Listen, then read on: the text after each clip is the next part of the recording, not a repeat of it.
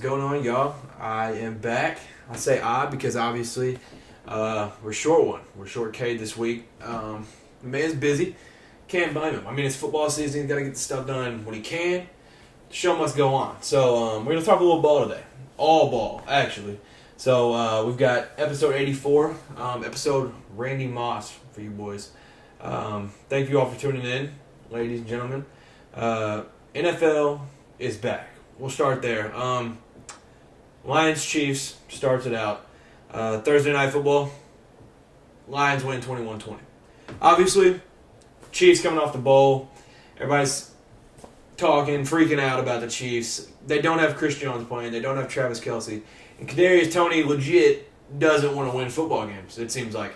That game at least. I like Kadarius Toney. Florida guy, SEC guy. I liked him in college. Liked him so far in the NFL.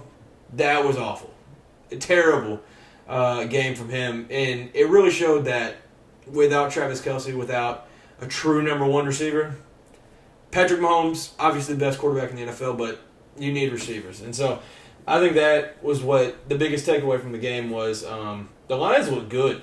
All the offseason hype, Dan Campbell, all this talk, Jared Goff, good last year. They make all these offseason moves, and it paid off. They really do look good. And the Chiefs, I mean, they have another tough one this week with the Jaguars. So I think it'll be a good test for them coming off this one. But taking a loss in Arrowhead to start the season is not the way. If I was to predict the season, I would not have predicted that. But it was awesome. The game rocked. And then another game I want to talk about, Bengals versus Browns. Obviously, if you know NFL, the Browns have Joe Burrow's number. They have the Bengals' number. They have Zach Taylor's number, all of them. I think they're 7-1 in the last 8 games versus the Bengals, which is absurd. And I was dumb, played Joe Burrow in fantasy. And for those of y'all that also played him, he put up 3 points. So not the best outing from him. Also his worst game ever of his career. And I also saw some stat that it had been since like 1950 that somebody had thrown over 30 passing attempts and thrown for less than 100 yards, which is crazy. But you can blame it on the weather. I blame it on him just being owned by the Browns. I like Joe Burrow, like the Bengals, but man, the Browns own them. And the Browns played good. I mean, they put up 24 points. The offense was clicking. Deshaun Watson looked comfortable for the first time. And, I mean, the defense, up there for one of the best D-lines in the league. And they showed it. So I think it was impressive from the Browns. And, I mean, they start with another. Both of those teams also play another AFC North team. So it's an important week for both of them. If the Browns start out 2-0 in the AFC North, things are scary. And the Steelers didn't look so good on Sunday. So, I mean, it could happen. One game that was just insane. Cowboys go to MetLife and play the Giants. Most of y'all know what happened then. 40-0. I wish Cade was here to talk about his boys going off, but I'll hype him up for him. 7 sacks, 2 interceptions, one pick six, 1 blocked field goal for a touchdown, 5 forced fumbles, 0 points allowed, and it was the largest shutout in franchise history. I saw something that said none of that, like all of that combined, hasn't happened in somebody's season, and the Giants had that done to them in 1 game. That is unreal. It's just what a game from the Cowboys. For all the doubters and stuff, I mean, Tony Pollard played good. Obviously, the defense played outstanding. It was a little bit weird not seeing CeeDee Lamb get a lot of targets in the second half, but I mean, they were just clicking on all cylinders. They didn't even need him, so they were able to get it done without him. But it was what a game from the Cowboys. The Falcons are now 1-0, and it's their first time having a winning record since 2017, which is a wild stat. And Arthur Smith said, "We don't care about stats. We're just going to win ball games." So, I mean, they've got an early head start being a division rival.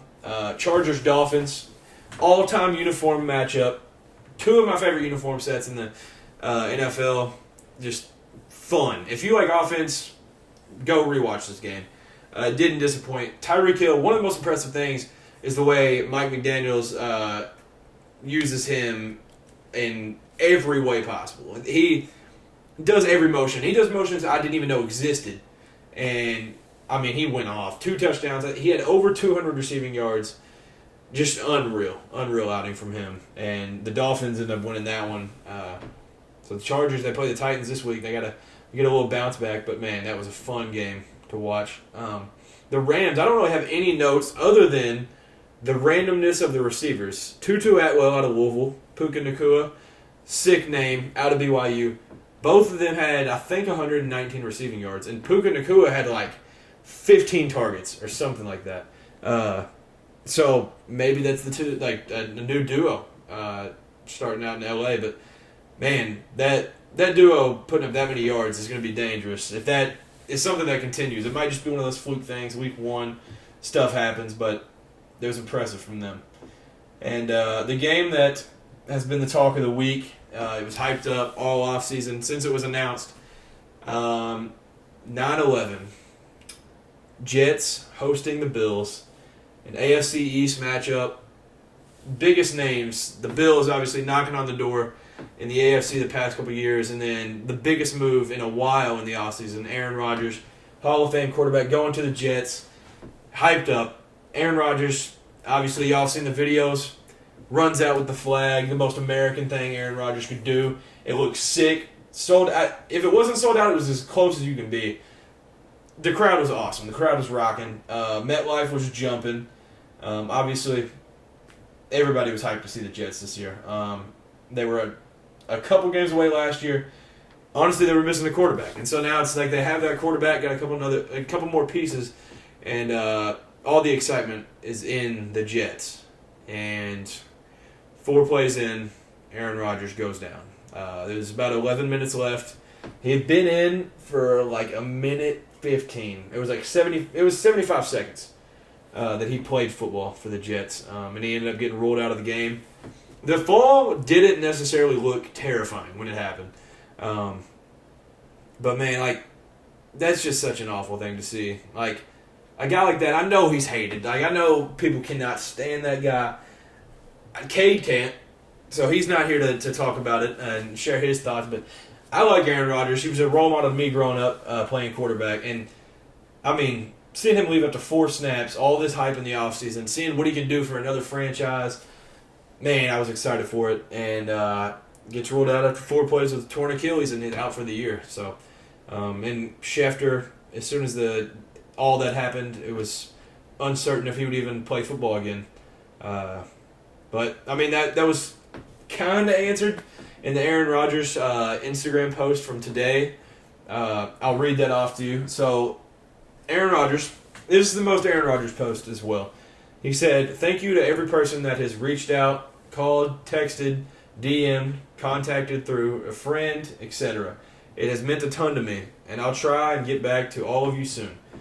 I'm completely heartbroken and moving through all of the emotions, but deeply touched and humbled by the support and love. Please keep me in your thoughts and prayers as I begin the healing process today." And then, this is where it becomes as Aaron Rodgers as possible. He said, "The night is darkest before the dawn, and I shall rise yet again." And then he said, "Proud of my guys, 1-0. That's the most Aaron Rodgers post that we could have gotten out of him. It is sad, though, because I don't remember who he was telling, but Garrett Wilson, in the locker room at halftime, he went in and Aaron Rodgers said, "Sorry, kid." That's something I don't like to see. That was very sad. But man, it was looking up. But for the rest of the game, obviously they've got the GOAT, Zach Wilson, and he comes in and I mean, honestly, like he did not look good to start. He gets it done though. They end up winning that. Shout out to Xavier Gibson out of Stephen F. Austin. Gets signed like a week ago. Didn't even know if he was going to be able to make the team, and then a week later, game-winning touchdown in overtime. So he returns that punt in overtime, and I think it was the 3rd time ever that an NFL game has ended in a punt return in overtime, which is insane.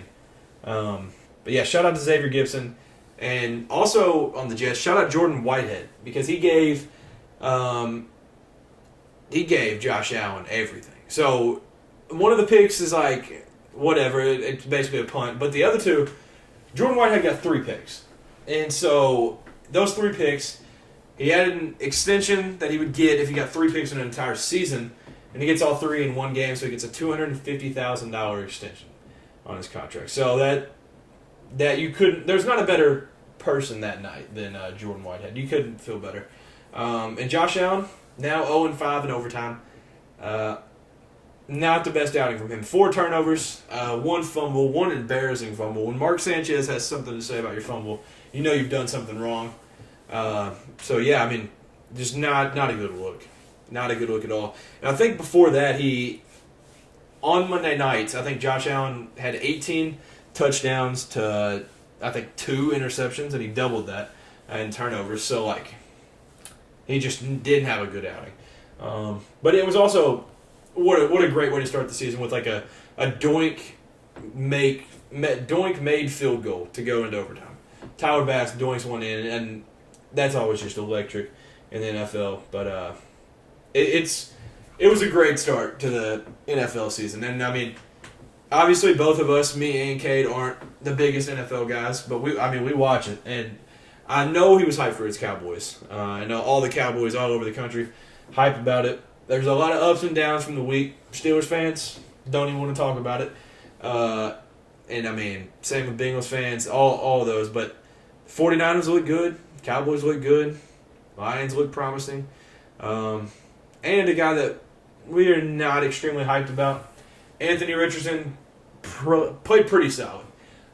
They played the Jaguars, so another division rival. And I mean, he didn't look bad. He was impressive, and one of the coolest entrances you could even imagine for a rookie coming out at his home stadium. So, I mean, it was sick. The first week 1 brought all of everything you could ask for. And when this will be uploading, it's uploading a day late. We'll have Eagles-Vikings on Thursday Night Football with Al Michaels and Kirk Herbstreit. So that will be another one that'll be exciting. So getting into college football, week 2. Still, the story of college football is the Pac-12. Obviously, like I said, their swan song. It's their last go-around, so why not just be amazing? They suffered their first loss as a conference after starting out 19-0. Mississippi State ended up beating Arizona in overtime on a controversial ending, 31-24. And which that game was super weird because for Mississippi State fans, I know y'all had to hate this. The Zach Arnett era, I think Will Rogers threw 15 passes in overtime also, which is a guy that will probably end up with the most passing yards in a career in SEC history once he passes Aaron Murray. And he threw it 15 times. That's just weird. That's probably the lowest he's ever thrown in a game. I don't remember who the commentator was, but he said that he was also air raid in high school. So he was so confused after that. But the Pac-12, they have now set a new conference record for the most teams ranked in an AP poll. They have 8 teams ranked. 8 teams in the Pac-12 are ranked in the top 25. That's just insane. And it's all deserving. It's not even some bull crap. It's nothing. One of the teams, you could argue the best team in the country right now, USC. They host Stanford. And this was one of the most dominating performances I remember seeing in the first half.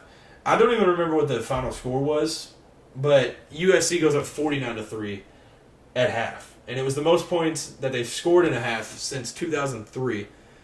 Caleb Williams in the first half, 19 for 22, 300 yards, 3 touchdowns, 0 interceptions, and 1 rushing touchdown to go along with it. If this dude just does exactly what he did last year, if I'm being honest, he looks better this season already than what he did at this point last year. This is scary. This is scary for the country because if he's doing this all year with weapons, Mario Williams, Zach Branch, they're loaded with talent. And if he's playing like this, I mean, I get it. It's Stanford. They're obviously David Shaw's gone. It's a new era for Stanford football, but it's still a Pac-12 Power 5 team. That's impressive. 49-3 at half, and all those touchdowns, 7 different players scored each of those touchdowns. It was insane. Zach Branch, electrifying. He's literally, they talk about it all the time. Tavon Austin is the last guy that they remember seeing. Deshaun Jackson's the last guy in the Pac-12 like that. Like, he can just turn something into a touchdown. Anything. Zach Branch is just electrifying. One of the most fun players to watch in college football this year. And we also have this week more butt whoopings of the week. I didn't know this was going to become like a thing, but we did it last week, and more of them happened this week. Penn State beat Delaware 63-7. Clemson, which this game was actually close at one point. I think it was like 24-17. Clemson, safe to say they pulled away 66-17 against Charleston Southern. And then LSU beats Grambling State 72-10. And I think Jaden Daniels had 5 passing touchdowns in the first half, which is just unreal. But Clemson and LSU, they needed that. Penn State, I'm not saying, but if I'm being honest, if you look through this point, Penn State has a better chance to knock off Michigan in the Big Ten than Ohio State does at this point. That y'all can hate me for it in the comments, but Penn State looks legit. Through 2 games, they have a tough one this week at Illinois. I'll talk about that one in a little bit. But man, Penn State looks good. And yeah, all 3 of those teams, just a great week 2 for them. Some of the other games that we did not mention last week, Utah at Baylor, which is crazy. This is the first time they've ever played each other, but they're soon to be both in the Big 12. This game also brought the RG3 clip, which went viral. I don't remember if it's like it's something where the Baylor students run to the student section. It's sick, cool tradition. And RG3 said he's in the thick of it like Kyle Lowry. So that was awesome. There's no better way to start when College Game Day goes from that to that game, and that's the first thing you hear from RG3. That's just a great way to start a Saturday. Baylor led nearly the whole game, and they needed that bounce back after an embarrassing loss to Texas State. But Utah outscored Baylor 17-3 in the second half. Nate Johnson played well. He looked good. And the craziest thing with this game is the heat. I don't know the exact temperature, but they said on the field temperature was 110 at one point, and you could just tell those dudes were dead. And you can't blame them. And I mean, the game, it was just a really weird ending. The Utah running back, I can't remember his name at this point, should have kneeled. You learn this I mean, yes, they needed a touchdown. It was tied, but he just decided to not kneel. And so he runs into the end zone, and it gives them a chance, gives Baylor a chance. They throw one bomb, like 60 yards, and they get like into field goal range. And then, honestly, a kind of controversial ending. They throw like a 50-50 ball, and you could argue it was pass interference, but they didn't call it. Utah escaped out of there with a 2013 win. So they're 2-0 now, and Baylor's 0-2. But man, it was a fun game. It was a fun noon kickoff game. One game later on, I think this is a 3:30 or 4 kickoff. App State at number 17 North Carolina. This game should be played every year. App State North Carolina last year brought everything you wanted, and this year it was electric too. The Tar Heels got it done though in double overtime. They won 40-34, but 27-27. I'm setting the scene for you. So tied up, 3 seconds left. North Carolina has a 39-yard field goal for the win. App State blocks the field goal, but their coach calls a timeout. So they got to go again, and then they block it again, which is just insane. So it goes to OT. Both teams score and the extra point. UNC scores, doesn't convert the 2-point conversion. App State can't get it done. So it was just an awesome game. That needs to be played every year. I will be tuned into that every single year. But yeah, I mean, that's just a random game that I need more of. And I don't know if it was just a home and home or whatever, and it's just going to be done after this year, but man, it was electric. And we had Oregon at Texas Tech. This was a tough game because obviously the story is Tyler Shug, transferred from Oregon, Texas Tech starting quarterback. Little did he know he'd be playing his team that he transferred from, but Oregon looked a little out of sorts a little bit. They get it done. They win 38-30, but I mean, it's a tough place to play. Lubbock is a tough place, and Texas Tech that week they brought the coolest thing in sports is the colored lights after touchdowns. That just adds like whatever the spread is, that just adds points for the home team. That is just unreal. But yeah, I mean, Oregon, iffy game. It was one of those trap games, but they get it done. So they make it out. They're 2-0. They have, I think Oregon's got Hawaii this week, but then they'll have, I think it's at Colorado 2 weeks from now. So that'll be, this was kind of like a little speed bump type game, and they almost slipped up, but Bo Nix gets it done in Lubbock, and so they make it with a W out of there. Nebraska at Colorado. Colorado was favored by 3 going into it. We had both, me and Kate, chose Colorado.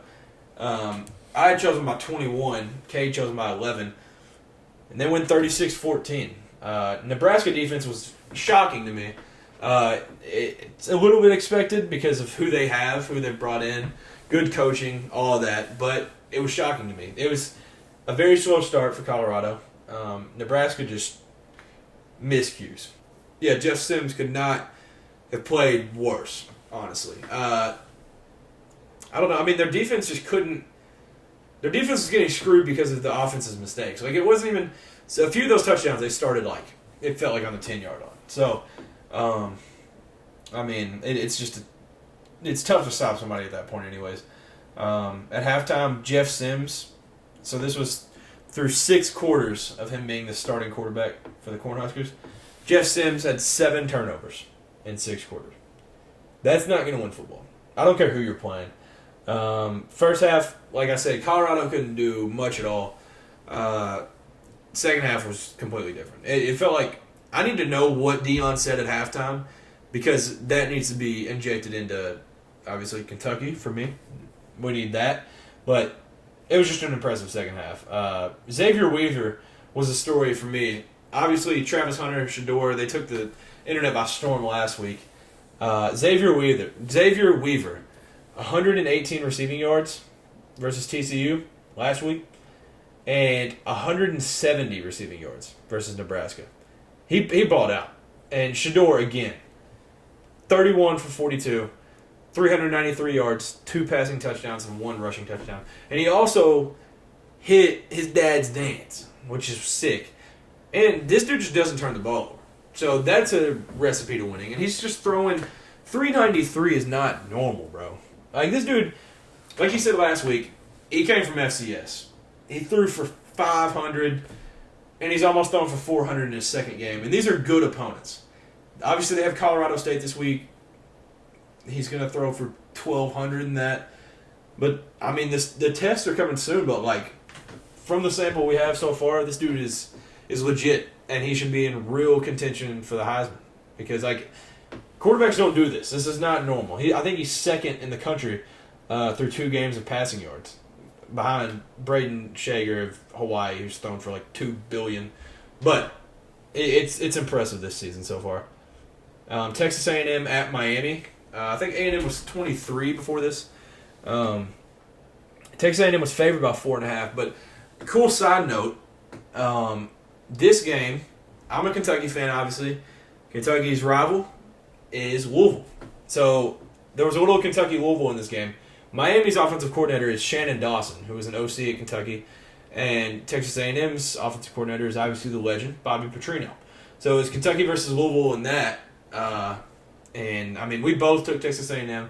Part of that is a little SEC, but I honestly thought A&M was, like, after their 1-year difference, they were back. I thought this was going to be a different year, but, yeah, I mean, the Hurricanes get it done 48-33. It was just an electric game. But the most important thing that happened in the game, scary hit with only a couple minutes left. Cam Kinchins, it was one of those hits that, like, make you wonder if you want your kids to play football. It was scary. He ended up having to get carted off. I don't know any news on him as of right now, but it's just a scary situation, and you never want to see that. Okay, so it says 2 days ago, Miami star DB is in good shape after being carted from the field. He's looking he's doing better, so that's good. But it's one of those scary hits that you just hate to see in football. Obviously, it's a violent sport, but these things happen, and I mean, so it was definitely just prayers for him. I know that it had to be tough to even finish the game at that point. It just makes you scared to even play after that. But yeah, so he's battling through it, and it's good for him. But Tyler Van Dyke put on an absolute clinic. He's the first Miami quarterback to ever throw for 5 touchdowns in a game against a top 25 team.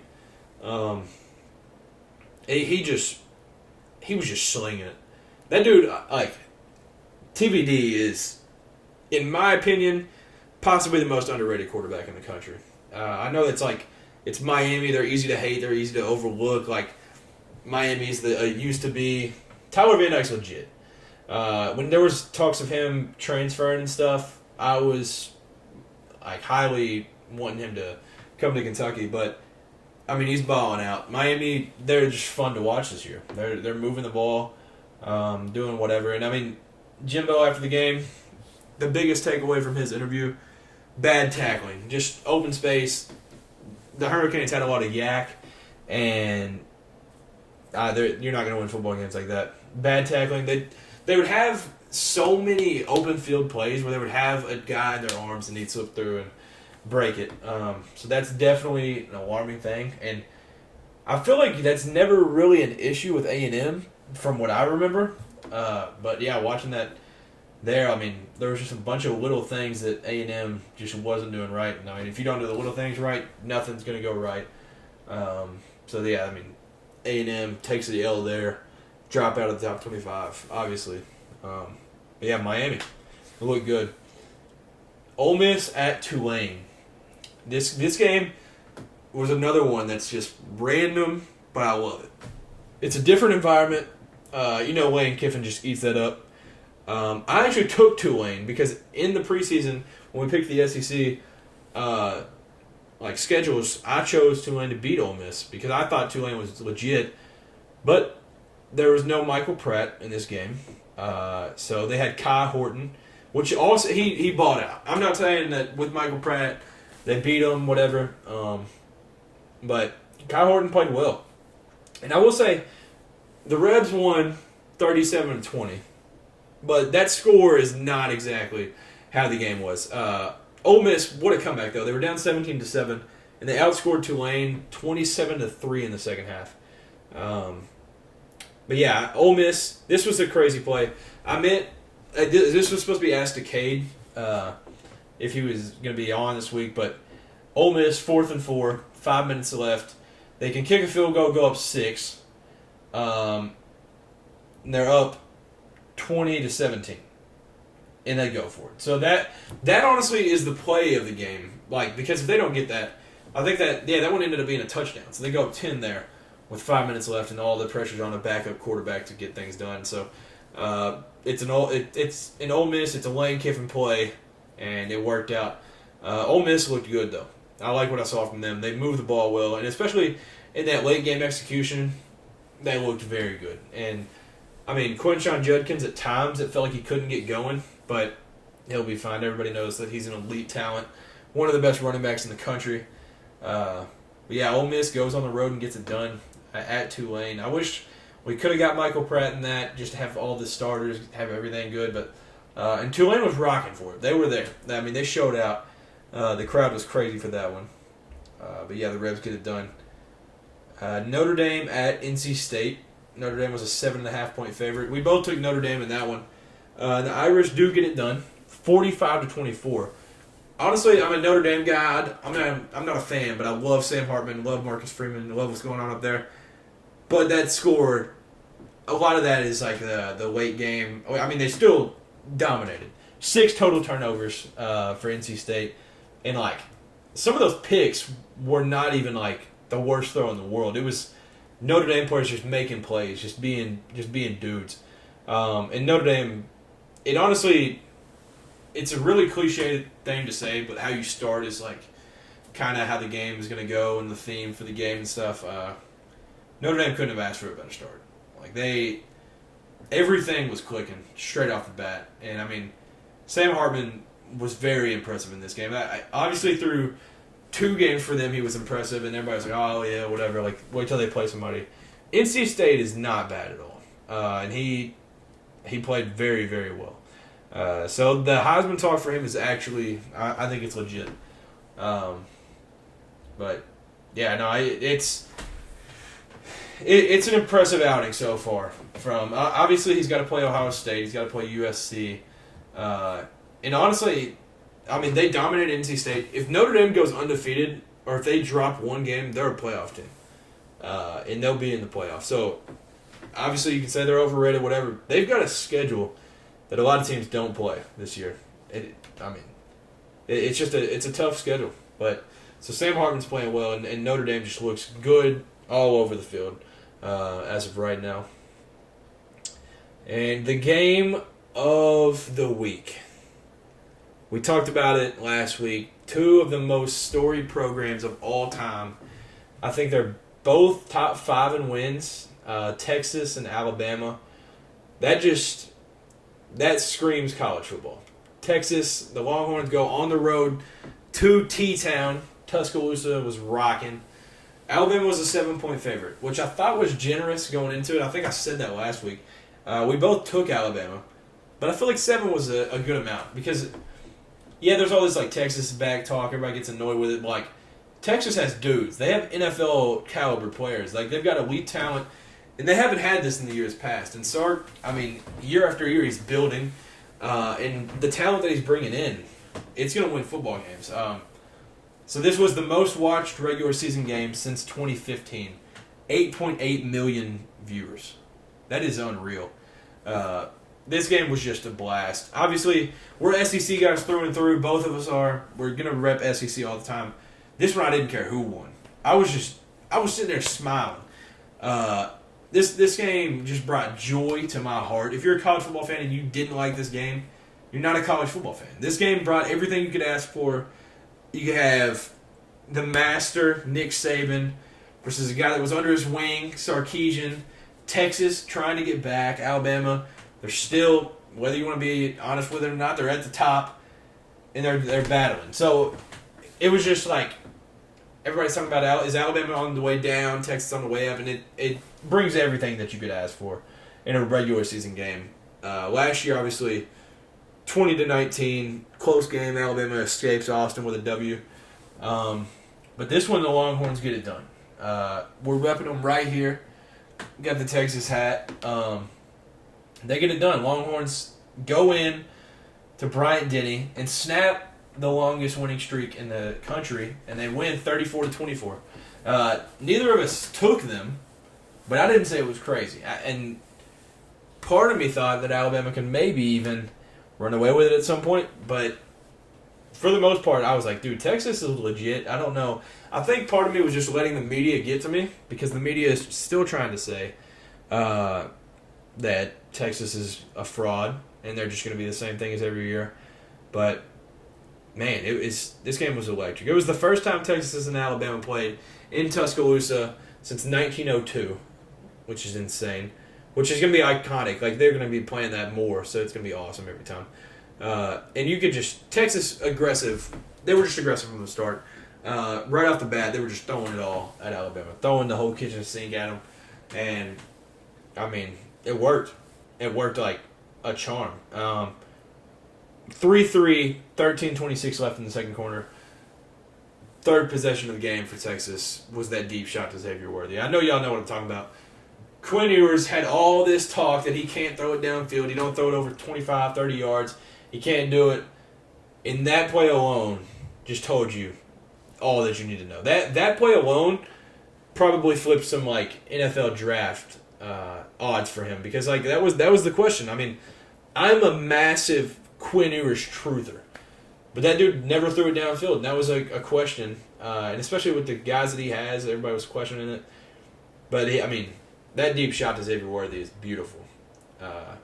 And Kirk Herbstreit, if y'all watch the game, if you listen to the commentators, obviously they'll praise the guys, talk about him a little bit off the field and stuff. Kirk Herbstreit absolutely praising Quinn Ewers. And I love it because I was a Quinn Ewers fan his junior year of high school. And I've watched this dude all these years, and there's like the time that he was at Ohio State, and he's like looks depressed, and he looks like he wants to get out of there. Goes home, goes to Texas, balls out last year, gets hurt against Alabama, all these little things keep going on. And Kirk said all offseason he just bettered his life. He's a man of faith. I know he's got a girlfriend. He said all these things in his life, he got lined up, took him time, step by step, and made sure all these things were lined up, and obviously shaved his head. That's bold after having a clean mullet. So Quinn Ewers, all offseason, just getting everything lined up. And you could tell he was just perfecting his craft all offseason, learning the playbook, making every throw that he would need to make this season. And it's paid off. He just looked good in this game. Honestly, this was one of the back-to-back weirdest plays I would say I've ever seen. With 3:45-ish, I think, in the first half, it was 4th and 1, and Texas goes for it with the fumble pickup that I think it was, Quinn Ewers was under center, and they were trying to just get the little push from the fullback or something, and he just never even gets the ball. And the running back goes, picks it up, and runs for the first down. The next play, Quinn Ewers throws a pass. One of the linemen just blocks it, and he catches it and then runs for 5. It was just an unreal sequence right there, back-to-back plays. But honestly, that 4th and 1 is one of the big plays of that because Alabama would have had the ball around the 50, and they weren't getting a lot of offense going. But if you start at the 50, you ain't got a whole lot to do. So that would have been a game-changing thing there. But Alabama didn't even score their first touchdown until 14 seconds left in the third quarter. So that got them their first lead also. They went up 16-13 at that point. But then the fourth quarter got it going. With 11 minutes left in the fourth, Jalen Milroe, this play, Jalen Milroe drops back, pass to Amari Knee-Black for the touchdown, or Amari Knee-Black, I don't remember his name, but this play was one of those plays where it was okay, Alabama's good, they're fine. I think he dropped a snap, or something had happened with the snap. He runs it and picks it up, turns around, throws a 10, 15-yard dig right across the middle, dots him up, goes for 50. And so then they go for 2 after that. Jalen Milroe, the little flick pass, which he's absolutely perfected. If you've been watching Jalen Milroe, I think he did it a lot in the Middle Tennessee State game too. But this game, I feel like he did it 150 times where he would start running, and as soon as he gets to the line, he just flicks it over the defender that comes up to him. And, it works. It's like a Patrick Mahomes type thing. It's just nobody thinks to do it, but, it's genius. And so it worked every single time. And then the Quinn Ewers bomb to Adonai Mitchell. A.D. Mitchell from Georgia, obviously. Everybody knows Georgia. When he was there, they beat Alabama. And that Quinn Ewers bomb to A.D. Mitchell made it 34-24, and it was just curtains at that point. Bama ended up having to punt it because they couldn't move the ball, and then the clock ran out from that point. But one thing that usually Alabama has that they did not now in this game, they had no rush. I don't think they even had a quarterback hurry. They just didn't have those linemen that were getting after the quarterback. Will Anderson obviously did it a lot last year, and they've had these elite defensive linemen the last few years, but right now it's Dallas Turner and who else? Dallas Turner is obviously legit, but he can't do it on his own. But they just had no rush, and when you've got a guy as elite as Quinn Ewers, he's gonna sit back there and slice the defense all day. So that's basically what happened, and his stats prove it. He was 24 for 38, 349 yards, 3 touchdowns, 0 interceptions. You can't really go into Alabama and play much better than that. He legit started a Heisman campaign for him in that game alone. Obviously they had Rice last week, and now this game was the most important game on their schedule. And y'all can say the Red River rivalry, that'll be a good game. I'm excited for it, but if they just drop this one, there's no Heisman talk. There's no all this. They lose a lot of confidence. This just does numbers for the team, confidence-wise. Going into Alabama and winning, it just doesn't happen. Like I said, I think they had 21 straight games that Alabama had won in Bryant-Denny. It was the longest streak in the country. It had been their last loss in there was that Joe Burrow Jamar Chase, Justin Jefferson. That 2019 LSU team that was one of the greatest college football teams of all time, they were the last ones to do it. And that was in November, I think it was November 9th, 2019. So it just didn't feel like it was going to happen. But, I mean, they did it. And the stat that 3 of the last 5 starting QBs to get a win at Alabama went on to win Heisman that season. Joe Burrow, Johnny Manziel, Cam Newton. So that would be, I mean, if you're a Texas fan and you're hoping for a Quinn Ewers Heisman, there you go. That'll get you excited. I mean, it makes sense. You don't win at Alabama. It doesn't, especially under Nick Saban. And you definitely don't win by double digits, but Texas did all of that. And that was also the first time Nick Saban had lost to a former assistant at home, too. It was his 3rd loss. He lost to Jimbo Kirby and now Steve Sarkisian. But, yeah, it's all the stats from this game were insane. A couple of them, first double-digit home loss under Nick Saban, and the first non-conference regular season loss under Saban.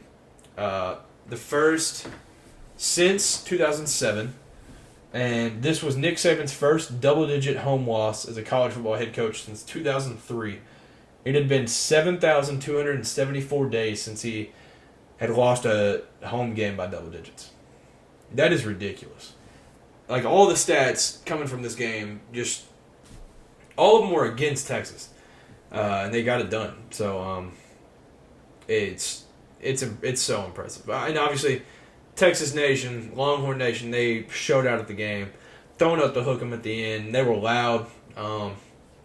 Yeah, I mean, that place was rocking. I wish I could have been there, but man, Texas. It was their first win versus an AP top 3 opponent since 2008, and it was their first versus an AP top 3 opponent on the road since 1969, which is just insane. And I like that at the end, Quinn Ewers was like, I think it was Holly Rowe interviewed him, and she was like, okay, all the media is going to say it. You know what's going to happen.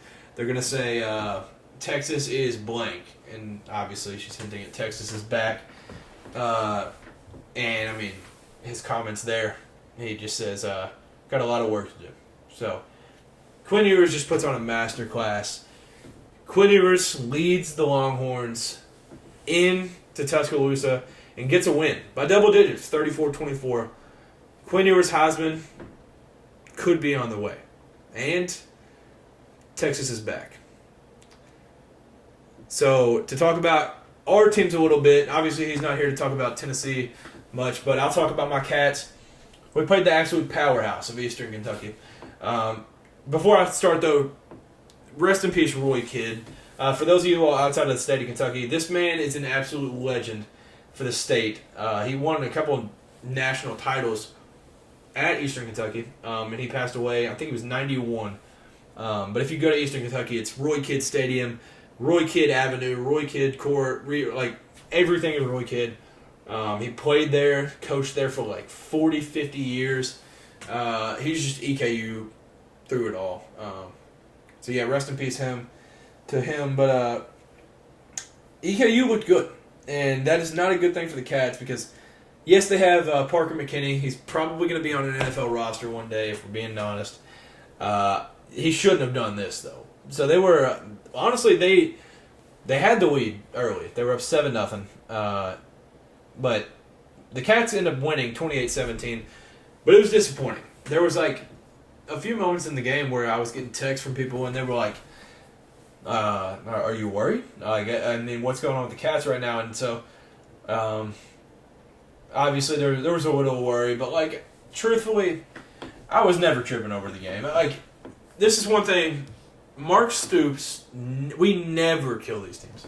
2 years ago, Will Levis, Wandell Robinson, all them boys, we won 10 games that season. Went 10-3. And one of those wins was beating Chattanooga at home on a game-winning touchdown. So, we don't just abuse these teams. I think we were like a 30-point favorite. We never just cover those spreads. Like, it just doesn't happen. So I knew it wasn't going to be like that. This was a little closer than what I wanted. I wanted a little bit, like a little comfort going into the second half, but it was scary. They just played really good. Parker McKinney had just balled out, especially in that first half. But then the second half, the story was Tavion Robinson, which I absolutely love because he's a transfer from Virginia Tech, and he transferred, and he was a huge pickup. Like, he's the best number 3 that I could ask for right now on this team. Obviously, Tavion gets overshadowed by Barryon, Dane, maybe the tight ends a little bit, running backs, and then Tavion's just over here, and he doesn't do a whole lot. He just doesn't get the touches and stuff.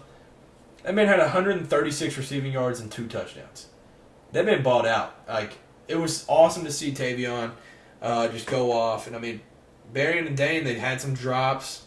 Tavion was the only one that felt like showed up. And, I mean, I hope that's not the case this week. We play Akron. But I hope this week is kind of just a comfort win. Like, I hope we're up double digits, maybe 20-plus at half, and we get it done. But, like, Akron this week, if y'all haven't seen it, they do the turnover tire. They literally put an entire rubber tire over their head for turnovers, so that's terrifying. But, yeah, I mean, UK-EKU, like, this game was way too close. I'll just be honest. Like, this game should not be this close. But, yeah, I mean, we end up getting the W. I mean, we're 2-0. Can't complain. I mean, there was times that we were just begging for a bowl game, and I still remember those days, so I'm not going to trip. Like, a win is a win. We'll take it. But a lot of people freaking out about Devin Leary. I'm chilling. He's going to be fine. It's taken a couple games. He's going to be fine. I'm just going to trust it, and this team will be fine. I like our squad. For Tennessee, though, so this was like the 5 o'clock kickoff, I think. This was the weird time. So I didn't get to watch all of it. I had it on my phone. But the running game looked very well. Like, just looked good again. The 3-headed monster in the backfield, they just looked good. They had 228 rushing yards. The only issue is that is also what they had in passing yards. So for the country, looking at Tennessee's numbers-wise, that's scary because you don't know what they're doing. But the running game is just phenomenal. Kate always talks about Heupel's offense is like run to set up the pass. And that's what they're doing. I mean, they're running the ball so well. But I think for Kentucky and Tennessee fans, we'll kind of want to avoid talking about week 2. I posted that on the Instagram, the picture of like the Bloods and the Crips holding up the bandanas. But yeah, we'll probably both want to avoid that. They ended up winning, I think, 30-13. But Austin Peay almost scored at the end. Austin Peay moved the ball pretty well. And I think it ended up only being like a field goal, but like Austin Peay had mistakes that like resulted in points for him, and so I think there's a lot of things that like Tennessee fans are worried about. And so I can't speak from a Tennessee fan's point of view. I'm a Kentucky fan, but for me, like Tennessee, do not trip over this game. Like this is another one of those. It's where you look at like you've got Florida next week. You're gonna look over this game. Like that just happens. You're a human. People are gonna like coaches, players, everything. Like this is not a game that you're like looking forward to. And I mean these games are the ones that like if they have elite talent and they're prepared, they're smacking in the mouth. And that's what Austin Peay kind of did. That like started out well. They went up like 3-0, and they forced a punt. But I will say that Tennessee D-line and the Tennessee just box in general, elite. Like, very elite. They just look good. They do whatever they want. It's just a bunch of dogs. So for Tennessee, like, I'll talk about it in a minute. They go to Florida. That's going to be scary. That O-line got chewed up at Utah. They're going to get eaten alive if they haven't fixed things to this point. With that being said, though, we'll talk a little Week 3 college football. So Tennessee at Florida. We've mentioned this the past couple weeks, just periodically. The Vols haven't won in the Swamp since 2003. That is just an insane stat, which just doesn't even feel real. But the Vols have won twice in the Swamp in the last 51 seasons. Since 1971, they've only won twice. And their last one came in 2003. That is just an unreal stat. And Joe Milton, I think I still have it saved from the offseason. He said he just does not lose in Florida. So we'll see if that comes back to bite him. But I'm excited for this game. I don't know the time. Let me see the time on this one. Okay, it's a 7:00 kick. This game's gonna rock. But yeah, I'm excited. I'm excited for this. And I think Cade and all of Vol Nation is excited to end this streak of not winning in the Swamp. They just haven't got it done in Gainesville in a while, and I'm excited for it. Tennessee's a 6.5-point favorite. This would be a bad. I'm not gonna Tennessee fans will probably want to crucify me for this. This is a bad loss, given what Tennessee has right now, in the hype and what happened last year and what returned, and you got to win this game if you're the Vols. I think you have to, and I'll pick the Vols in this one. I picked them to cover the spread, and they get that win in Gainesville. And I know Cade would say the same. Cade hates the Gators. I don't have anything against them. Cade can't stand them, so I know he would say 42-20, if that. He'd probably say 42-3. But no, I think Tennessee covers this one. Some of the other games that are on this week, Washington at Michigan State will be an interesting one. Washington's going to cover. Washington is a 16-point favorite. Michael Penix has literally thrown for 1 billion yards already this season. And I think with all this Mel Tucker stuff going on, I'll talk about that here in a minute, but I think there's a lot of distractions. Both teams are 2-0. I think Washington goes in and gets it done, and they continue the Pac-12 dominance. A couple of the other ones I'll ramble through. LSU at Mississippi State. LSU better destroy them. South Carolina at Georgia. Georgia better manhandle them because that's an important game for Georgia. Penn State at Illinois is an interesting one. It's a 12:00 kickoff. Penn State's a 14.5-point favorite, and I would honestly say they don't cover. I would take Penn State to win this. But Penn State, these early games versus teams they shouldn't lose to, they play them awful close. In Illinois, they're 1-1, but I don't know. Illinois is a team that could shock the Nittany Lions early. It's just one of those random Big Ten teams that can do it, and so that's going to be a fun game. It's a noon kickoff, like I said. So that one's definitely one I would say to tune into. Number 15, Kansas State goes to Missouri. Kansas State's a 3.5-point favorite. That's another almost upset watch. Missouri so far, to me, does not look good this season, and Kansas State does. But that's another one. Georgia almost lost at Missouri last year. It can happen. So I think that's one to watch out for. There was the...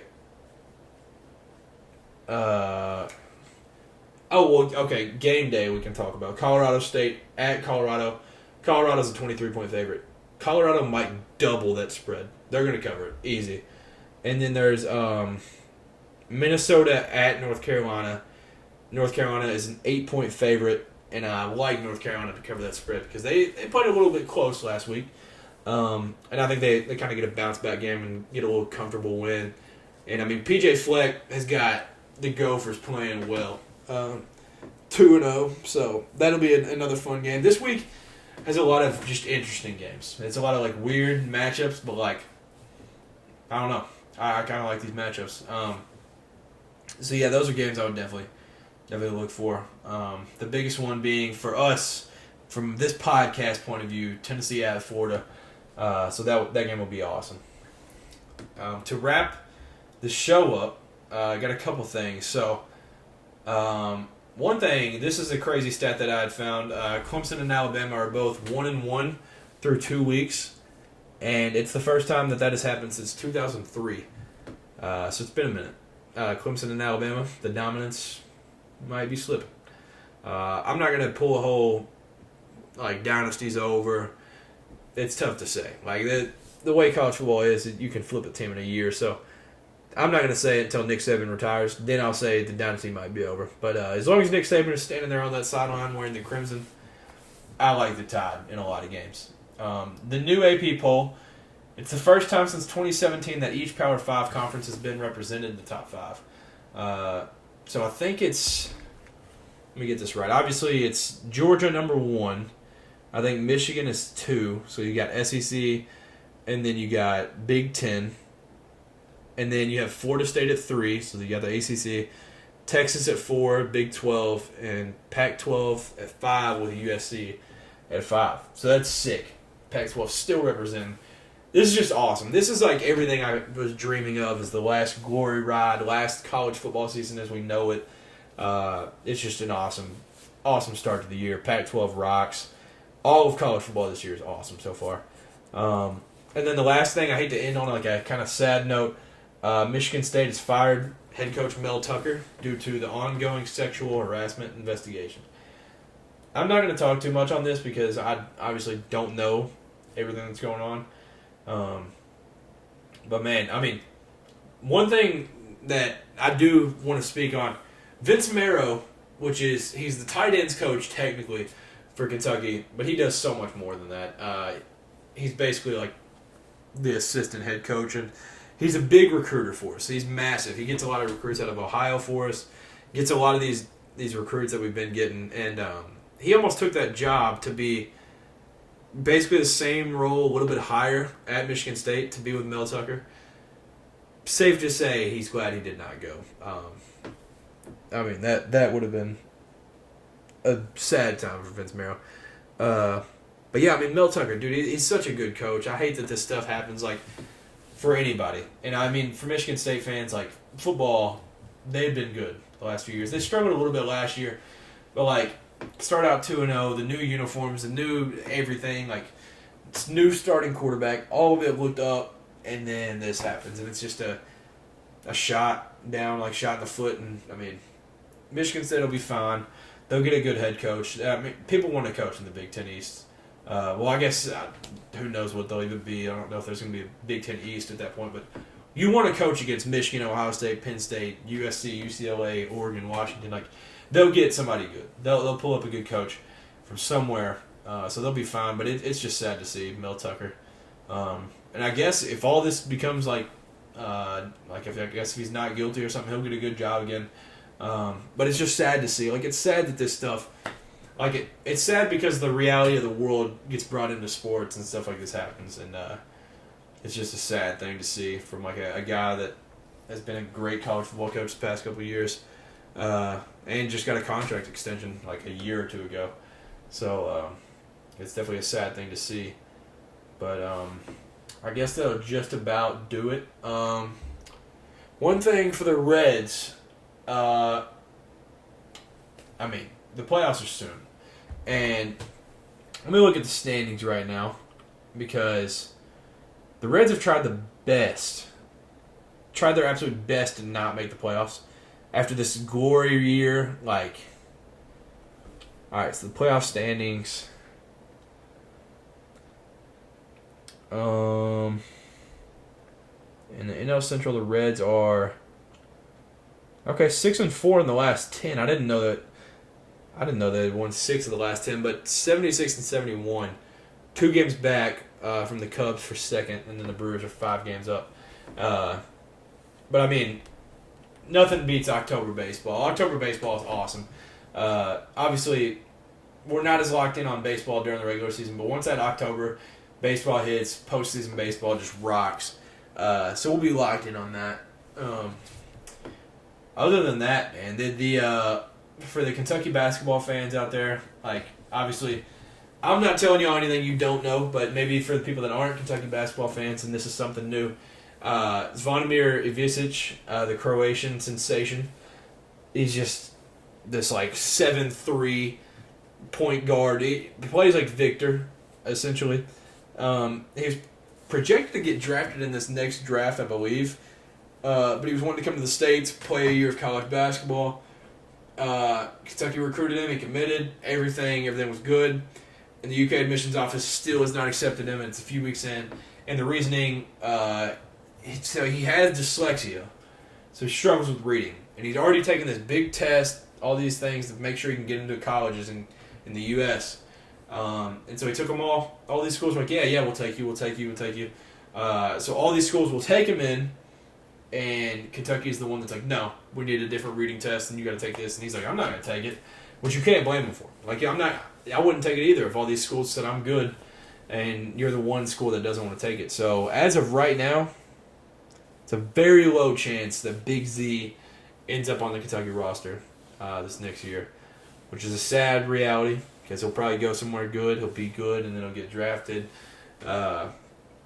Yeah, the UK admissions, I don't know what's going on over there, but it's sad. I mean, Big Blue Nation wants this guy, but it's nearing the ending days to where he's going to have to they're going to have to figure something out. And he's going to either leave or they're going to have to figure it out to where he can get on the team. And, I mean, like, the basketball account in Cal, they've already announced that he's here, but trying to get things worked out, so it's a whole lot of drama there.